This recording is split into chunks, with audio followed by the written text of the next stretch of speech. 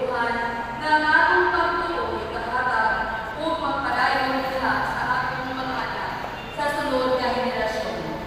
Iniusap kasi tulungan sa mapadayong pagbago sa simbahan dihan sa Espiritu Santo. Pusa ay ayon kita magsatulong ng maong sakramento uban kanila, manindot